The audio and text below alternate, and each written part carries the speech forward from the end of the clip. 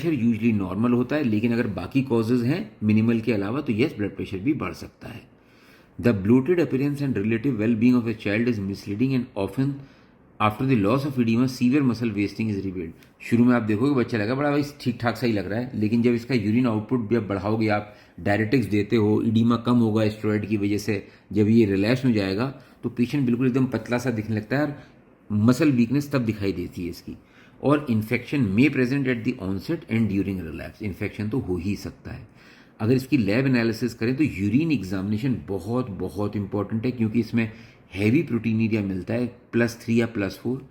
Gross haematuria या persistent microscopic haematuria अगर मिल रहा है तो कोई सिग्निफिकेंट ग्लोमेरुलर लीजन है, यानी कि खाली मिनिमल लीजन्स नहीं है। जब भी माइक्रोस्कोपिक हिमेचूरिया या ग्रॉस हिमेचूरिया मिल रहा है, या पेशेंट को हाइपरटेंशन हो रहा है, या पेशेंट का जीएफआर फॉल कर रहा है, या उसके यूरिया क्रिएटिनिन बढ़ रहे हैं, तो भैया समझो कोई और कॉज है।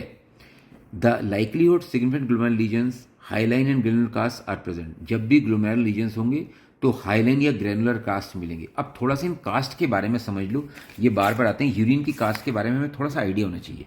देखो, जब हम यूरिन का माइक्रोस्कोपिक एग्जामिनेशन करते हैं, दो तरह के कास्ट मिलते हैं, सेलुलर कास्ट या ए सेलुलर कास्ट। सेलुलर कास्ट का मतलब है उसमें आरबीसी मिल सकते हैं, डब्ल्यूबीसी मिल सकते हैं। ए सेलुलर कास्ट का मतलब है कि उसमें कोई सेल्स नहीं मिलते। तो फिर ये ए सेलुलर कास्ट क्या है? ए सेलुलर कास्ट 3-4 तरह की होती हैं। पहली डब्ल्यूबीसी कास्ट, आरबीसी कास्ट, ये तो हो गई सेलुलर टाइप। फिर आती हैं हाईलाइन कास्ट, ये मोस्ट कॉमन होती हैं, ये स्मूथ क्लियर होती हैं बिल्कुल। फिर आती हैं ग्रेनुलर कास्ट, जो इस तरीके ग्रेन्यूल्स की फॉर्म में दिखाई देती हैं, सिगार शेप होती हैं ये।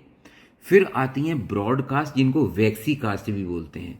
तो ये कास्ट हैं क्या बेसिकली?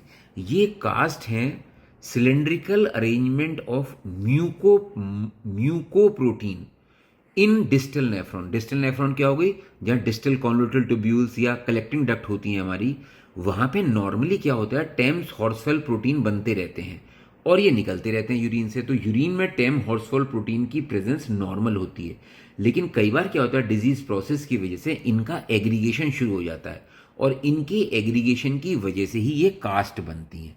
तो basically these are cylindrical arrangement of mucoprotein in distal nephron, distal convoluted tubule and collecting duct. सबसे कॉमनली हाइलाइन कास्ट मिलती हैं, जो नॉर्मली भी मिल सकती हैं, एक्सरसाइज के बाद भी मिल सकती हैं, डिहाइड्रेशन के बाद भी मिल सकती हैं। फिर मिलती हैं आपकी दूसरे नंबर पे आती हैं ग्रेनुलर कास्ट, जो क्रॉनिक रीनल फेलियर में मिल सकती हैं, ये सिगार शेप होती हैं।